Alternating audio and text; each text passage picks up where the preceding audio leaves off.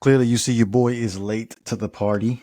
Had a lot to sit down and actually think about. I will say this first that I dread primetime games. I'm not used to this. Like the Dolphins being consistently on primetime games. It's like our second primetime game this season. And I'm just like, just them ending at like 11, 12 o'clock can be killing. But I'm gonna be real with you. I'm gonna go ahead and take the Dolphins cap off real quick because I did place a bet on this game and I took the Philadelphia Eagles to be able to cover the spread. I believe it was like maybe 3. I think cover the spread, which is 3. Also had DeAndre Swift as far as rushing yards. The over was like 65, and then I probably had Raheem Mostert scoring a touchdown, Jalen Hurts scoring a touchdown. The payout was gonna be like maybe like $560 something. But unfortunately, I didn't get to hit. I didn't get to hit that. It didn't hit that parlay. But I guess we can start off with the penalties. The Dolphins was sitting with 10 penalties, and the Philadelphia Eagles was sitting with 0. Mike McDaniel had a tweet. I looked at it this morning, well, this afternoon, and he was just basically going over the key penalties of the Miami Dolphins. Well, the key penalty is the Miami Dolphins. The referees didn't call on the Philadelphia Eagles. I believe it was like five penalties. I'm not here to be like, you know what, if they called this penalty, we would have won. If they didn't call this penalty, we would have won. At the end of the day, when your team is put in situations to win the football game, regardless if penalty or not, like you can't have that be the deciding factor. And I'm sorry to say, but just bringing up the penalty excuse, it what do you expect me to do? And I get it. Like there were some missed calls. The face mask call for Cedric Wilson. We talking about the holding penalty on, I think that was Bradley Chubb, if I'm not mistaken.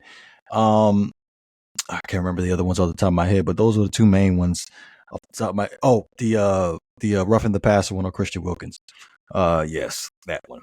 But yeah, like at the end of the day, if you have the game be decided by penalties, then you didn't deserve to win the game. Like you should have made more enough plays during the course of the game to win the game, and the Dolphins clearly did not do that. Now, let's go ahead and get into the nitty gritty here. Again, the Miami Dolphins are put in the limelight. We over here got a Thanos type threat, and guess what? We can't hold up our end of the bargain. Like it goes back to what I was talking about. The Dolphins can be good teams.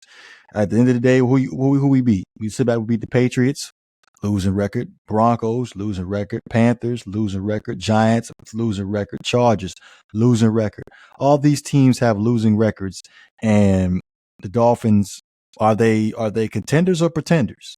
At the end of the day, you gotta beat the good teams. We lost to Buffalo and now we lost to Philadelphia. These are two playoff caliber teams. Even though Buffalo just lost against the New England Patriots, and I know there's gonna be some Dolphins fan gonna be in there like, how good is Buffalo really if the Patriots beat them? I mean, excuse me, how is Patriots really that bad if they beat the Bills? Yes, they're really that bad, but yeah, like I have yet to see the Dolphins beat a team that has been above 500. We got the Kansas City Chiefs coming up. Like that's a perfect opportunity for us to write this narrative. But to be quite honest with you, I'm not too confident that we can beat the Chiefs, if we're being honest. And the way the Philadelphia Eagles was playing us during the course of this game, they were like, all right, cool. We're gonna go ahead and eliminate the running game, and then we're gonna put the ball into his hands. And honestly, again, in big games, Tua does not show up. If we're being honest, and he's very, very limited on what he can and cannot do, and it showed. Like I get it, like against dumpster teams, it's gonna work. But when you go up against teams like Philadelphia, we go against teams like Buffalo, we possibly go up against teams like Kansas City because they got a really, really fast linebacking core, and their front four is definitely relentless. I'm seriously concerned, and if we're thinking about going deep into the playoffs, playing against these teams, it's going to be a problem. It's going to be a problem. But my biggest concern coming into this game was the Miami Dolphins rush defense. Like I've probably preached this since after the Los Angeles Chargers game in Week 1, where we gave over 200 yards on the ground to Austin Eckler and to Joshua Kelly.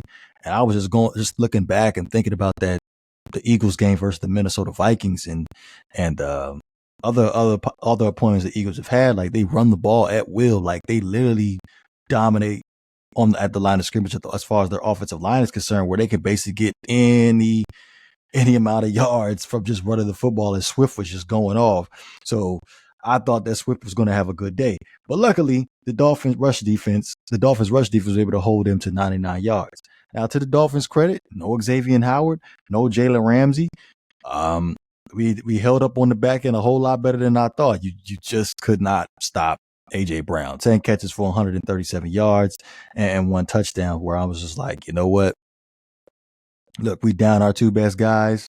Somebody got to eat somewhere. But we ended up doing our thing as far as being able to stop the run, because I feel like if you don't stop the run, they basically dictate the whole football game. They literally control the whole game, basically, if you cannot stop the run. Now, going back to the Dolphins offense, where they were held to negative yards going into halftime, like the ball was put into his hands. Mind you, we did have a lot of injuries. No Connor. We don't have Armstead, and then we end up losing Isaiah Wynn.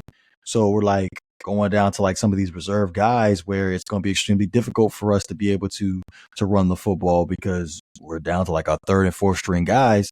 But when we play again up against these upper echelons of teams like the Philadelphia Eagles or the Kansas City Chiefs coming up, like Tua gotta show that he is worth what some of these top guys are making. And again, another game, I'm just not impressed.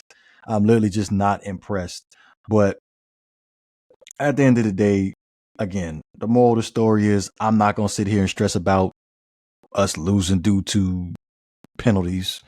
Like, again, if we weren't good enough to put ourselves in situations to win without the penalties, don't even bring it up. Like, I know it hurts, but it is what it is. But we got the New England Patriots next week. I ain't gonna call it, because this past weekend of betting has been extremely horrible. A lot of upsets. Like, I literally took the Buffalo Bills. Took the Buffalo Bills to cover the 8 points. It was 8.5. I took the Cleveland Browns to cover. I believe it was 3 points. I took who's the other team I took? I took the Green Bay Packers to cover, and none of those teams covered. 3,500 down the drain. But let me know what you guys think. You know what it is. If you enjoyed the content, please don't forget to hit that like and subscribe button.